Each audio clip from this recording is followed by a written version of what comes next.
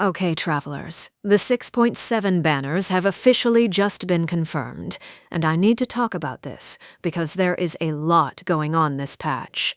We're getting a brand new Harbinger, 2 fan-favorite reruns, and 1 rerun that I genuinely think is your last realistic shot for a long time.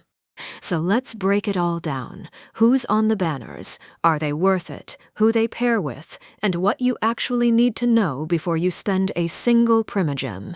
Let's get into it. Starting with Phase 1, which runs from July 1st to July 21st. The headline here is Sandrone. She's finally here. If you've been following the story through Nodcry, you already know how wild her return is. She sacrificed herself during the battle against the Doctor, and now she's back as a playable character. That alone is a huge deal story-wise. Kit-wise, Sandrone is a 5-star Cryo Claymore main DPS, and her whole identity is built around a brand new reaction called Stellar Conduct. Think of it as an evolved version of Superconduct, but way more interesting. When Sandrone activates it, the battlefield transforms into what's called a pole star field, a zone that amplifies cryo and electro damage and reduces enemy physical resistance. Her kit runs on a 2-stage system, a calculation mode where she charges up, and overclock mode where she lets loose. She also comes with her own autonomous construct named Fagio, a mechanical companion that fires off stellar conduct damage whenever Sandrone uses charged attacks. Managing Fagio's energy and stopping it from overloading is actually a core part of her gameplay. It's a genuinely unique playstyle, and honestly, it's really cool. For teams, Sandrone works really well with cryo and electro supports, and the good news is you do not need brand new characters to run her. She pairs well with units you might already have built, like Raiden Shogun, Kaya, Diana, and even Sino. If you have any of those sitting around, Sandrone can slot right in without needing a full fresh investment. Should you pull Sandrone? If you want a mechanically interesting main DPS who defines a brand new reaction, and you've been enjoying the Nodcry story, absolutely yes. She is the centerpiece of this patch, full stop. Now, sharing Phase 1 with Sandrone is Citlali's rerun. Citlali is a 5-star cryo support, and she is one of the most flexible and comfort-focused supports in the game right now. She doesn't dramatically spike your damage numbers, but she makes your rotations smoother, handles energy generation, and keeps consistent cryo application going for melt-based teams. If you're running a pyro main DPS who benefits from cryo reactions, she makes everything feel cleaner. The honest caveat: if you don't own a melt carry or don't plan to build one, her value goes down significantly. But if melt is your thing, or you missed her the first time around, this is your window. She's also getting a new outfit this patch called Whispers of Stars and Smoke, available at a discount during 6.7 and going to full price after. So, if you want it, now is the time. The 4-star lineup for Phase 1 is Beidou, Diana, and Freminet. Both Beidou and Diana are actually getting character buffs in this patch as part of the Stellar Conduct update, so if you've been sleeping on either of them, they are genuinely worth a second look now. Moving on to Phase 2, which runs from July 21st to August 11th.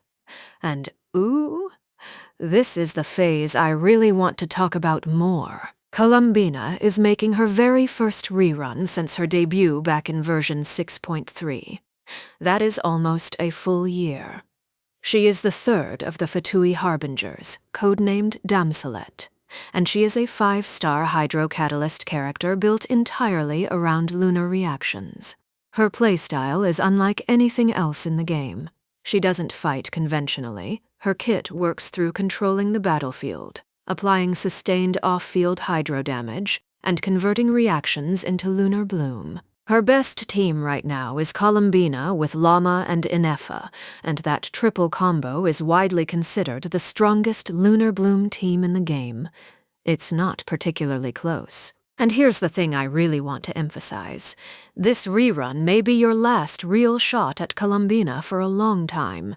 We're heading into Snezhnaya in version 7.0, and when the meta shifts to Snezhnayan reactions, it becomes genuinely unclear how long Lunar Bloom stays relevant. If you've been on the fence about her since her debut, this is the rerun to act on. The risk of waiting is real. She also has a massive lore moment in this patch. There's a new story event that literally takes you to the moon to meet Columbina, which is going to be absolutely wild if you've been following the Descender storyline.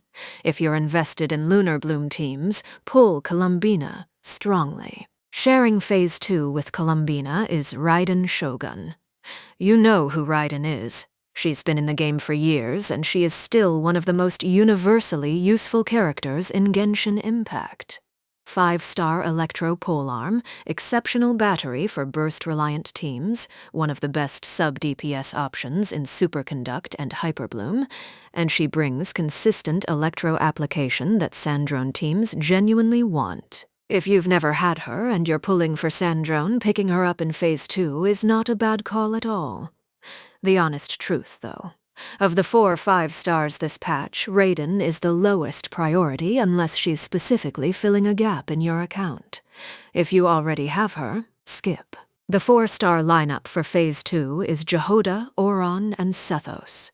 Jehoda is a pyro bow healer, solid utility. Oron is your Electro off-field DPS bow character, great in Hyperbloom and Quicken teams. And Sethos is also Electro Bow, one of the more underrated charged attack DPS 4 stars in the game. A solid lineup overall. One more thing worth mentioning. 6.7 is also launching a brand new banner format called the Lie Trace Wish. It's a limited-time event featuring older characters who are getting buffed this patch. Yae Miko, Sino, Ryuthsli, Chaichi, and Mizuki, all alongside their signature weapons. The key thing to know here is that the guarantee counter on the Lie Trace Wish shares with the Chronicled Wish, so pulls on one carry over to the other. If any of those characters are on your wish list, it's absolutely worth factoring in. So here's the fast pull summary. Pull Sandrone if you want the new meta DPS and a genuinely unique playstyle. Pull Columbina if you're in Lunar Bloom teams. This rerun might not come back for a very long time, and you will regret skipping. Pull Citlali if you're a Melt main who missed her, or if you want the new outfit at the discounted price. And pull Raiden Shogun if you don't have her and you're building a Stellar Conduct or Hyperbloom team. This is a stacked patch. Hoyo is clearly setting the stage for Snezhnaya and making sure you feel the weight of this transition, both story-wise with Sandrone's return, and in the roster with a new reaction system that older characters are being actively updated to support. Your wallet is not going to thank you, but your account absolutely will. What's your pull plan this patch? Are you going all in on Sandrone, saving for Columbina, or somehow trying to do both? Let me know in the comments. If this video helped you out, a like and subscribe goes a long way. See you in the next one. Peace out.